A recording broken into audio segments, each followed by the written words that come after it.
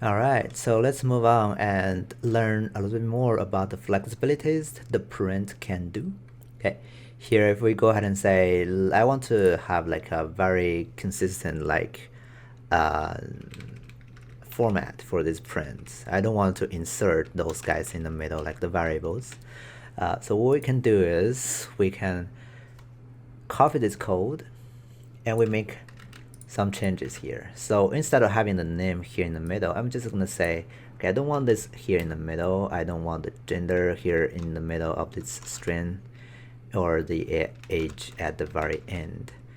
But I need to put something here at the name. So if you want to insert something here, but you specify it later on, you can basically use a percentage as string. And this basically is saying that I'm going to specify what this string is, but I want to insert something over here. And the gender is also a string, so percentage string.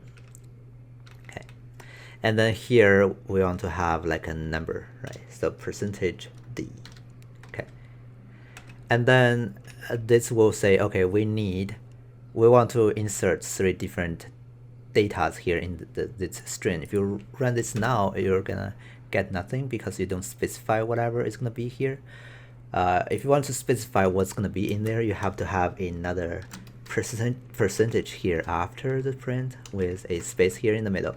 And then you have a parenthesis and you type in the things you want to use to replace these guys, right? These 3 in order. So we can say name, gender, right? Age, right? And then if we run this now, you can see it's basically using those 3 to represent those 3 percentage stuff. So we got Ted, gender, male, right? Age is 26.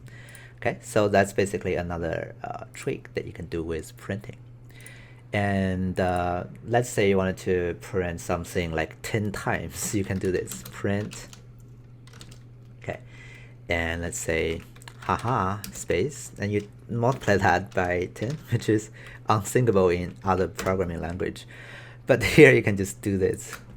Okay, so Python is weird in many cases. If you're from other programming language, this is nonsense. But Python just does it. Okay, so there's just a few things you can do with print. So if you wanted to learn more, you can basically look at the documentation of Python and see what print can do. Just to name a few interesting things here, right? So the percentage S here is for string, percentage D here is for decimal. There's another one called percentage R. Okay, if you use percentage R, you're getting the same thing. For now, you can just think of R as whatever you don't know the data type, just use percentage R. There is a deeper,